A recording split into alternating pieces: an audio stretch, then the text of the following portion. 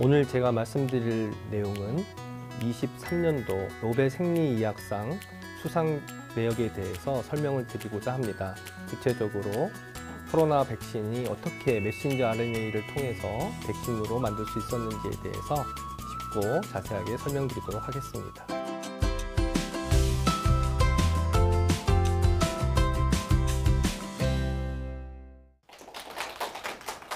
오늘 제가 말씀드릴 내용은 올해 노벨 생리의학상을 받은 팬데믹 시대에 이 코로나를 어떻게 백신으로 극복할 것인가에 대한 혁혁한 공을 세운 두 분의 연구 교수님들에 대한 얘기를 하려고 합니다. 올해 노벨 생리의학상을 수상하신 두 분의 박사님을 소개해 드릴게요.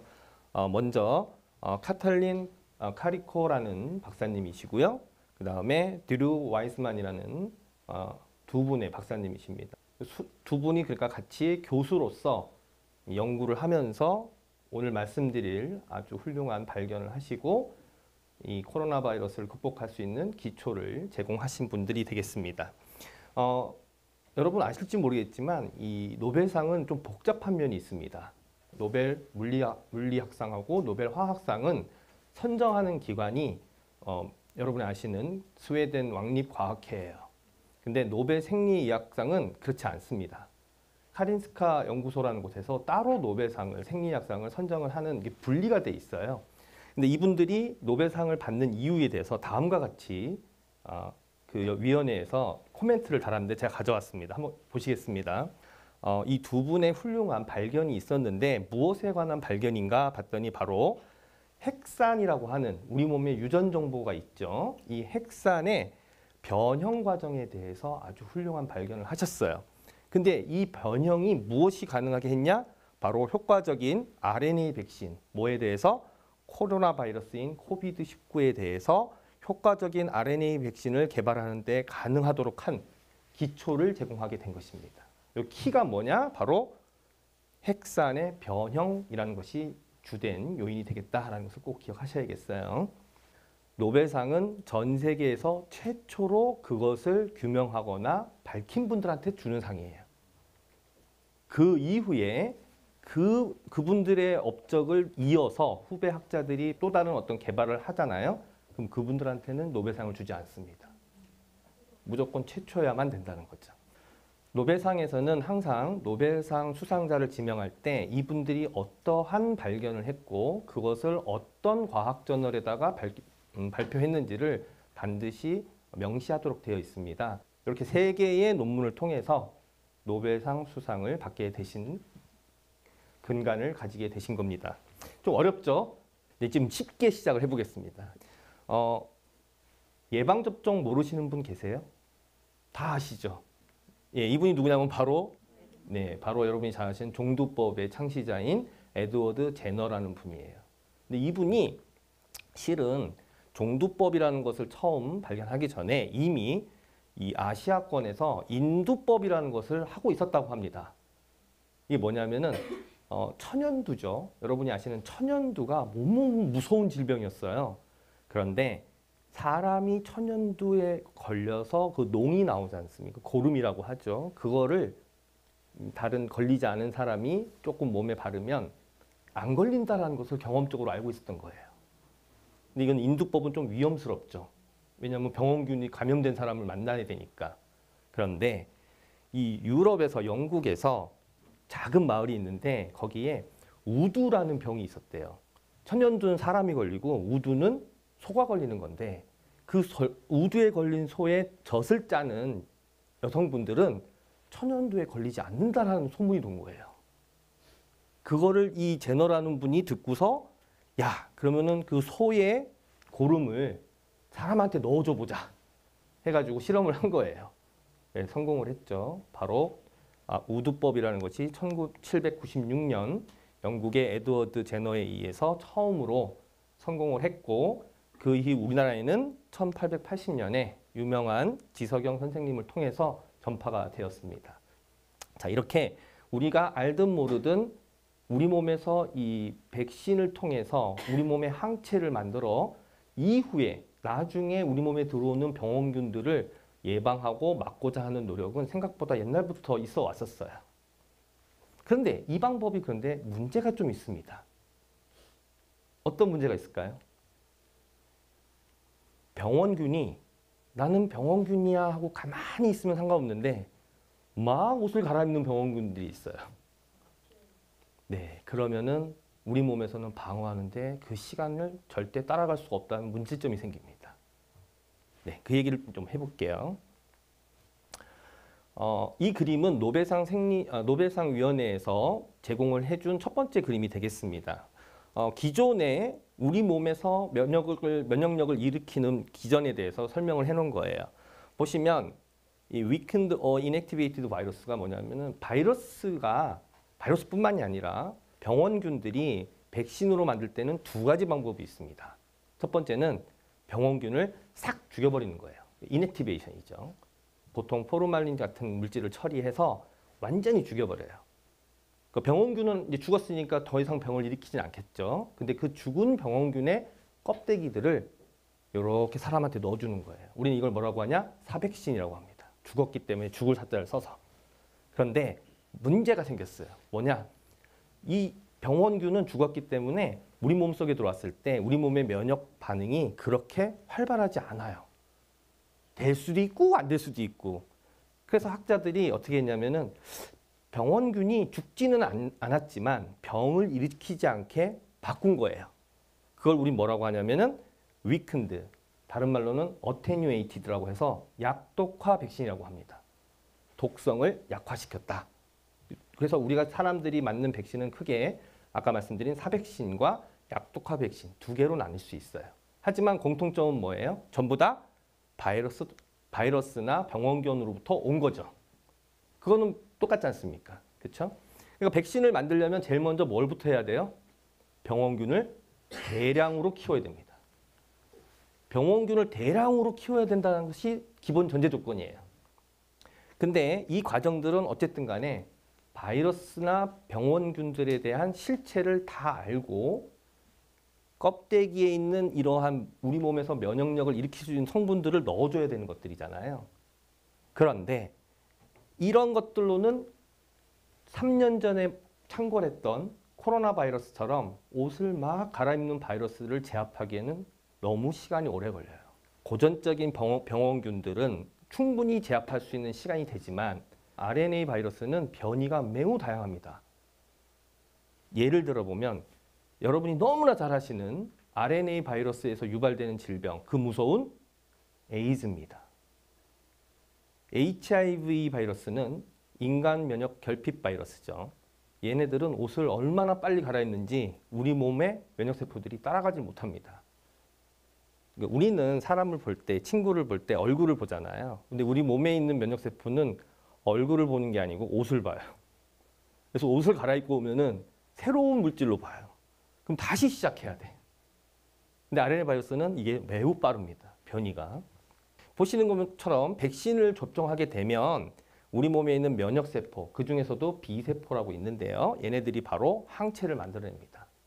근데 항체가 하는 일이 7가지가 넘어요. 되게 많은데 그 중에 하나가 바로 이 중화시키는 거죠. 쉽게 말하면 바이러스들이 일을 못하게끔 둘러싸버리는 거예요. 이제 뉴트럴라이징이라고 하는데 이런 것들을 통해 가지고 실제로 바이러스가 들어왔을 때 얘네들이 이걸 미리 방어할 수 있게끔 준비해 놓는 게 기존의 방법이었죠.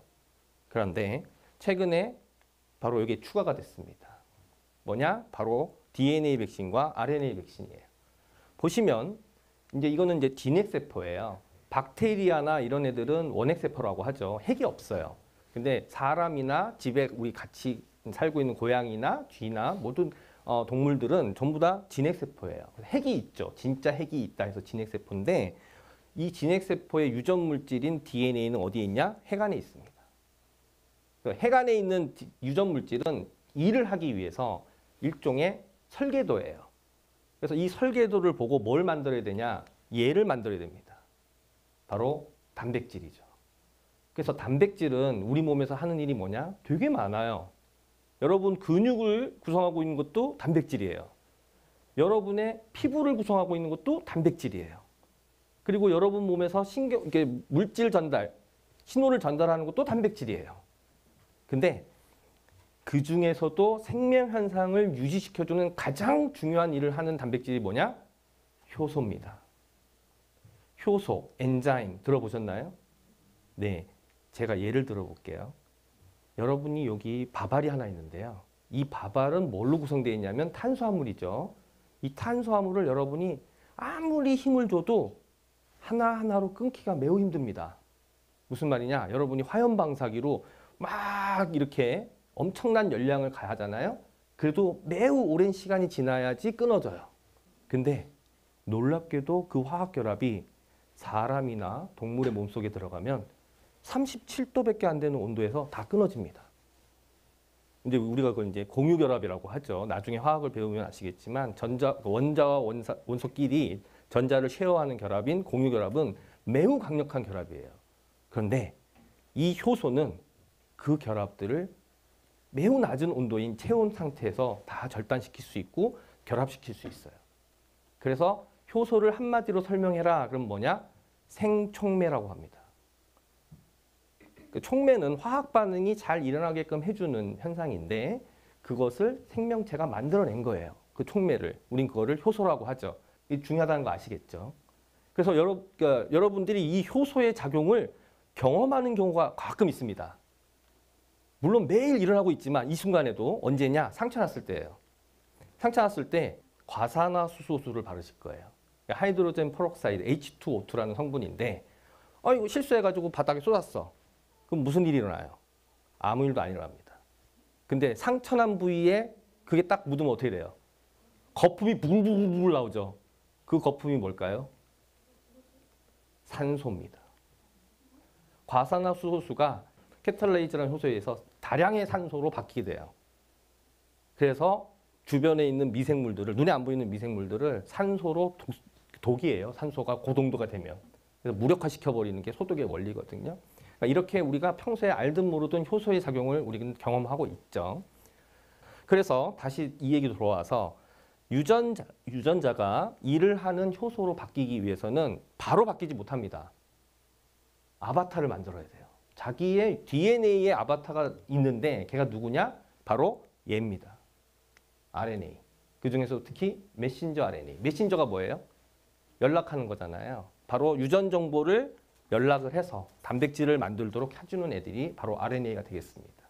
그래서 사람은 46개의 염색체를 갖고 있고 46개의 염색체 안에 약 3만 개가 좀 안 되는 유전자를 다 가지고 있어요. 근데 이게 인간인 경우는 한 쌍 있습니다. 그래서 엄마로부터 한 세트, 아빠로부터 한 세트, 결국 두 개씩 갖고 있는 것이죠. 여러분들 몸속에 있는 모든 세포에 다 들어있어요. 이건 질문을 드릴게요. 쥐는 사람보다 작죠? 그러면 사람보다 세포의 크기가 작을까요? 그럼요. 세포의 숫자가 적은 겁니다. 사람보다 큰 코끼리는 사람의 세포보다 큰 게 아니고 숫자가 더 많은 거예요. 이런 차이가 있죠. 물론 세포마다의 크기는 차이가 있긴 하지만 일단은 세포 숫자가 많다라고 생각하시는 게 기본적인 근거가 되겠고요. 그러면 이러한 중심 이론을 통해서 모든 생명체는 유전물질을 부모로부터 물려받고 그 유전물질이 일을 할 수 없기 때문에 일을 할 수 있는 성분인 단백질로 바뀌어야 되고 그 중간에 정보를 대신 연락책으로 만들어주는 애가 바로 RNA다라는 것입니다. 이때 보시는 것처럼 DNA가 RNA로 바뀌는 단계를 뭐라고 부르냐? 전사 과정이라고 합니다. 트랜스크립션. 그 다음에 RNA가 단백질로 바뀌는 과정을 우리는 번역 과정이라고 합니다. 트랜슬레이션. 이 두 단계를 꼭 거치게 돼 있어요. 지금 그러면 이 RNA가 매우 중요하다 했는데 이 메신저 RNA, 그 중에서도 메신저 RNA는 종류가 많이 있어요. 대표적인 게 메신저 RNA, 그 다음에 rRNA, 리보솜에 있는 rRNA, 그 다음에 아미노산을 데리고 오는 tRNA, 트랜스퍼 RNA, 마이크로 RNA. 근데 그 중에 메신저 RNA가 매우 중요하고 얘네들은 세포 안에서 전사가 돼야 돼요. 그렇죠? 그 다음에 화학적으로, 생물학적으로 매우 불안정합니다. 이 물질은 주변에 뭐가 있을까요? 우리 몸은 뭘로 구성되어 있어요? 물로 구성되어 있습니다. 그래서 물이 있는 수용액 상태에서 끊임없이 화학 반응을 할 수 있는 여지가 있어요. 하지만 DNA는 그렇지가 않은 것이죠. 그래서 DNA가 진화 단계에서 유전 물질로 대신 쓰이고 RNA는 메신저 RNA 정도로만 사용되는 것이 아닐까라고 학자들이 생각하고 있어요. 어쨌든 메신저 RNA는 매우 화학적으로 불완전하고 생물학적으로 불완전하다는 건 뭘 의미하느냐? 우리 몸에는 이 RNA를 분해하는 효소들이 너무 많습니다. 여러분의 눈물, 여러분의 콧물, 여러분의 침, 여러분의 땀, RNA를 분해하는 효소들이 잔뜩 들어있어요. 그걸 꼭 기억하셔야 됩니다. 왜? 그러면 어떻게 RNA 백신을 만들어서 사람 몸에 넣어줄 수 있었냐 이거예요. 이렇게 불안한데, 불안정한데 라는 전제 조건이 있는 것이죠. 하지만 궁극적으로 오늘 노벨 생리학상을 받은 이유 중 하나가 바로 이 RNA는 면역세포들을 자극할 수 있습니다. 왜냐? 얘네들은 세포 안에 있어야 되잖아요. 세포 밖에 돌아다니는 RNA는 뭘 의미할까요? 내게 아닌 거예요. 바로 감염된 거예요. 그래서 면역세포들은 걔를 인지해서 공격할 수 있게끔 하는 능력을 갖게 된 거예요. 지금까지 한번 정리해보면 RNA를 백신으로 만들어서 사용한다는 것은 그 누구도 꿈도 못 꿀 거예요. 왜? 첫 번째, 세포 안에서 만드니까 양이 되게 적을 거 아니에요. 두 번째, 매우 불안정해요. 세 번째, 사람 몸에 넣어줬을 때 면역 반응을 유발해버려요. 그런데 이거를 인간이 학자들이 극복을 하기 시작했습니다. 어떻게? 첫 번째, 어떻게 만들 거야? 이렇게 양이 적은데 백신으로 쓰려면 양이 많아야 되는데 이게 라틴어인데요. 살아있는 생명체 안에서라고 할 때는 in vivo라고 하고요. 살아있는 생명체 밖에서 할 때는 in vitro라고 합니다. 쉽게 말해서 시험관에서 전사 과정을 할 수 있는 장치를 고안하게 된 거예요. RNA를 대량으로 합성할 수 있는 기술을 획득하게 된 것입니다. 두 번째, 어떻게 전달할 거야? 매우 불안정하다고 했잖아. 그래서 얘를 둘러쌉니다. 바로 리피드 캐리어라고 해서 리포좀, 대표적인 게 리포좀인데 RNA를 지질 성분들이 둘러싸는 거예요. 그 상태로 넣어주는 것이죠. 사람 몸에. 그 다음에 이뮨 액티베이션, 면역 반응이 활성화되는 것은 어떻게 회피할 것이냐. 이게 바로 2023년 노벨 생리학상을 받은 두 분의 박사님이 밝히신 거예요. 바로 이 핵산을 구성하고 있는 뉴클레오타이드의 요 결합을 바꿨습니다. 그럼으로써 면역세포들이 인식하지 않게끔 하는 방법을 처음으로 밝혀내신 그 점이 노벨상을 받게 되신 거예요.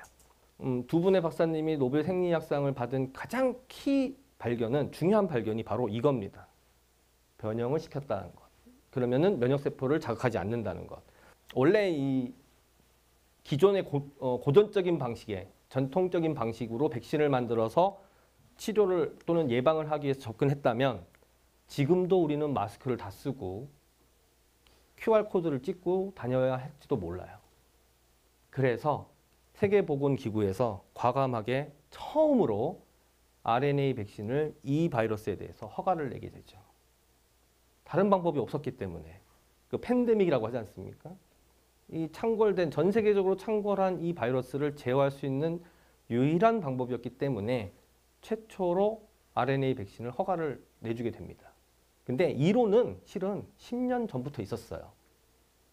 그래서 이 mRNA 백신이 도대체 얼마나 대단하길래 그런 효력이 있을까에 대해서 보도록 하겠습니다.